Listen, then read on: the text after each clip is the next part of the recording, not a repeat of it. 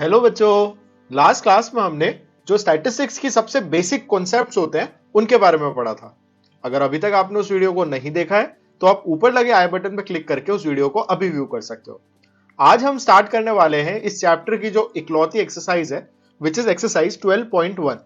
इसको हम question by question तो नहीं, लेकिन जितने भी डिफरेंट टाइप्स के क्वेश्चन ये एक्सरसाइज कवर करती है उन सारे टाइप ऑफ क्वेश्चंस के ऊपर बात करेंगे। So without any delay, let's start solving question number 1 of exercise 12.1. So question number 1 में we are given a statement, a survey conducted by an organization for the cause of illness and death amongst the women between the age of 15 to 44 worldwide found the following figures. एक survey conduct हुआ था जो कि जो women के अंदर जो leading causes हैं इलनेस के और डेथ्स के उसके ऊपर था, और 15 टू 44 इयर्स की एज की वुमेन जो थी उनको इन्होंने सर्वे के अंदर इंक्लूड करा और उसके बेसिस पे कुछ डेटा की स्टैटिस्टिक्स प्रिपेयर की है जो कि इस टेबल की फॉर्म में हमें दी हुई है। इस टेबल में हमें नजर आ रहा है कि लेफ्ट हैंड साइड पे जो सेकंड नंबर का कॉलम है कॉजेस, इस कॉजेस कॉलम के अंदर हमें वो कॉजेस दिए हुए हैं जिनकी वजह से फीमेल इल होती है या उनकी डेथ होती है, और साथ साथ में राइट हैंड साइड पे कॉर्नर मोस्ट हमें फीमेल फेटालिटी रेट दे रखी है। फेटालिटी मतलब death. So female death rate कितनी रहती है किसी पर्टिकुलर इलनेस की वजह से, वो हमें ये टेबल में दिया हुआ है। जैसे कि because of reproductive health conditions 31.8% female जो है वो उनकी फेटालिटी हो जाती है। न्यूरोसाइकेट्रिक कंडीशंस की वजह से 25.4% फीमेल की फेटालिटी हो जाती है। इंजरीज की वजह से 12.4% फीमेल्स की फेटालिटी होती है। कार्डियोवैस्कुलर की वजह से 4.3, respiratory conditions 4.1 and other causes की वजह से 22% फीमेल्स की डेथ हो जाती है। हमको बोला गया है कि represent this information given above graphically, हमें इस इंफॉर्मेशन को ग्राफिकली रिप्रेजेंट करना है। अब सबसे पहली बात तो ये आती है कि ग्राफिकली रिप्रेजेंट करना है। ग्राफ हमने 3 टाइप के पढ़े, number 1 which was bar graph, number 2 histogram and number 3 frequency polygon. इन तीनों में से कौन सा ग्राफ, अगर हमें क्वेश्चन में एक्सप्लिसिटली नहीं बोला गया है कि आप हिस्टोग्राम बनाओ या बार ग्राफ बनाओ या कुछ एक पर्टिकुलर टाइप का ग्राफ बनाओ, तो हम कौन सा ग्राफ बनाएं, ये डिपेंड करता है आपकी इंट्यूशन और नॉलेज पे। अगर आपने उस वीडियो को ध्यान से देखा होगा तो आपको ये बात अच्छी तरीके से पता होगी कि बार ग्राफ जनरली हम ऐसी सिचुएशंस में बनाते हैं जब हमारे पास में एक वेरिएबल कोई ऐसा हो जो कि डिस्क्रीट हो और एक वेरिएबल ऐसा हो जो कि कंटिन्यूअस हो। डिस्क्रीट और कंटिन्यूअस का मतलब क्या हुआ? डिस्क्रीट मतलब कि ब्रेक हुआ, मतलब कि जो क्लासेस हैं, जो अलग अलग हम कह सकते हैं जो अलग अलग रोज हैं, उनका एक दूसरे के साथ में कोई रिलेशनशिप ना हो। That's what discrete means.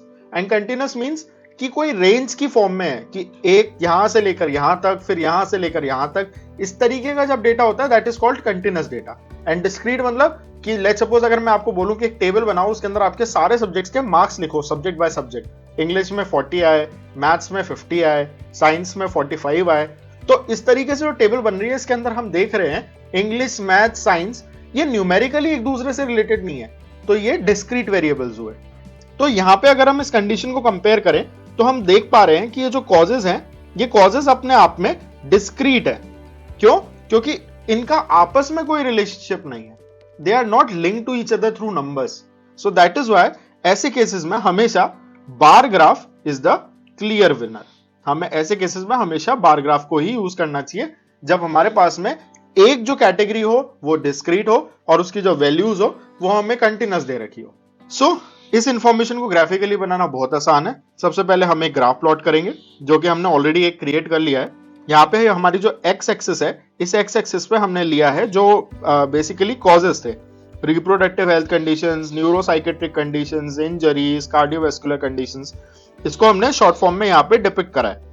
RHC, NC, I, CC, RC and OC, these are nothing but the initials of these particular causes.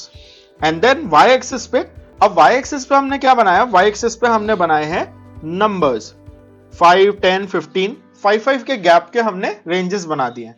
आप जब इसको करोगे तब आपके पास में मे बी एक ग्राफ पेपर होगा, तो जब आपके पास में ग्राफ पेपर होगा तो आपके लिए थोड़ा आसान हो जाएगा। क्यों? क्योंकि उसके ऑलरेडी अंदर ग्राफ पेपर में ऑलरेडी जो मार्किंग्स होती है 5 सेंटीमीटर, 10 सेंटीमीटर, मतलब 1 सेंटीमीटर की मार्किंग्स ऑलरेडी बनी हुई होती है, तो आपको उन मार्किंग्स को फॉलो करना है। लेकिन लेट्स सपोज अगर आप पेन और पेपर पे बना रहे हो, then use your scale and make sure कि 0 से 5 के बीच का जो गैप है वो 5 से 10 के बीच के गैप के, 10 से 15 के बीच के गैप के, ये सारे गैप्स इक्वल होने चाहिए। दैट इज वाई हम 1 सेंटीमीटर का जनरली एक ब्लॉक बनाते हैं, अगला ब्लॉक फिर 1 सेंटीमीटर का। इस तरीके से हम पूरे के पूरे जो हमारा जो ग्राफ बनने वाला है उसको ड्रॉ करते हैं। सो मेक श्योर आपका ग्राफ जो हो वो सिमेट्रिक हो और उसके अंदर जो आप मैट्रिक्स ले रहे हो मैट्रिक्स बिल्कुल क्लियर होनी चाहिए। अब इसी के साथ ही हम चालू करते हैं हमारा डेटा प्लॉट करना। तो सबसे पहला हम देख पा रहे हैं कि रिप्रोडक्टिव हेल्थ कंडीशंस में फीमेल फर्टिलिटी रेट इज 31.8%। आइए इसको ड्रॉ करते हैं। ये रहा हमारा रिप्रोडक्टिव हेल्थ कंडीशंस। इसको हम एक कलर चेंज कर लेते हैं so that it is easier to note what we are drawing. Yes, so reproductive health conditions was at 31.8%। तो पहले तो हम जाएंगे 30 तक, 30 के बाद में 31 यहां कहीं होगा और 0.8 उसके और थोड़ा ऊपर यानी कि यहां पे कहीं होगा। तो हमें करना क्या है, हमें यहां से एक बार ड्रॉ करना है जो कि टॉप को टच करता हो बॉटम से।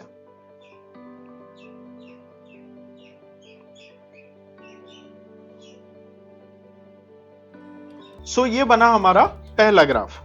अब बात करते हैं सेकंड केस की, which is neuropsychiatric conditions that stands eight 25.4%। तो 25.4 पे एक मार्क बनाएंगे। सो 25 इज हेयर, 0.4 उससे कहीं थोड़ा सा और ऊपर, it will be somewhere here. And I am saying this again, आपको ये मैं तो फ्री हैंड कर रहा हूं, लेकिन you don't have to do it free hand, you have to use your scale use करते हुए यू हैव टू मार्क कि भाई लेट्स सपोज ये मैंने 1 सेंटीमीटर को 0 to 5 की यूनिट पे लिया है, तो हर एक यूनिट का जो मेजरमेंट है वो इतना हो गया और उस हिसाब से 25.4 एग्जैक्टली यहां पे लाया करेगा और वहीं से आपको लाइन बनानी है। You can not do it free hand, आपको फ्री हैंड नहीं करना है। So back to the question, 25.4 पे हमने ये एक और ग्राफ ड्रॉ कर लिया। सो this is another bar. Similarly the third case is injuries, it stands eight 12.4। So this is 12, 10, this would be 11, this would be 12 और 12 से थोड़ा ऊपर होगा 12.4।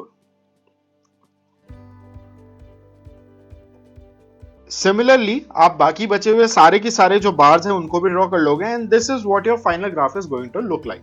यहां हमने मार्क कर दिया है the first case RHC which is reproductive health condition, it stands at 31.8। तो हम यहां पे लिख भी देते हैं 31.8, then 25.4, then we have 12.4, then we have 4.3 and 4.1 and final one is 22.0। so इस तरीके से आप जो बार ग्राफ है उसको ड्रॉ कर सकते हैं। so this is how you answered the part 1 of the question। now part 2 is which condition is the major cause of women's ill health and death worldwide। तो यहां पे अगर हम ग्राफ को देखें तो हम क्लियरली बता सकते हैं कि the biggest bar which is reproductive health condition, it is the number 1 reason why the women are ill and have a high fertility rate. तो सबसे ज्यादा इलनेस और हाई फर्टिलिटी रेट इसी कंडीशन पे है। So this is the condition which is the answer to your part 2 of the question. Finally try to find out with the help of your teacher any 2 factors which play a major role in the cause in second above being a major cause. यानी कि हमें इसका एक कोई reason find out करना है with the help of your teacher कि क्यों रिप्रोडक्टिव हेल्थ कंडीशंस की वजह से सबसे ज्यादा विमेन फर्टिलिटी होती है। तो ये थोड़ा सा मतलब जनरल नॉलेज टाइप का सा क्वेश्चन है, इसको डेफिनेटली आप अटेम्प्ट करो और इसका कोई एक सिंगल पॉसिबल आंसर नहीं है। There are multiple answers to this, there are a lot of reasons why women at present they face the more reproductive health issues. सबसे कॉमन रीजन है कि जो इंफ्रास्ट्रक्चर और जो हेल्थ केयर फैसिलिटीज हैं वो हर कंट्री में इतनी अच्छी नहीं होती हैं कि वो सबको इक्वली ट्रीट कर पाए, और जो बैकवर्ड कंट्रीज होती हैं उनके अंदर विमेन जो होती हैं उनका ऑलरेडी जो स्टेटस होता है वो थोड़ा लो होता है। So that is why they are not able to get proper attention, proper treatment to the problem they have. So इसी के साथ ही ये क्वेश्चन नंबर 1 कंप्लीट होता है। नेक्स्ट क्लास में हम इससे अगला क्वेश्चन अटेम्प्ट करेंगे जो कि कुछ डिफरेंट होगा। So if you like the content of the video, don't forget to like, share and subscribe the video. Thank you.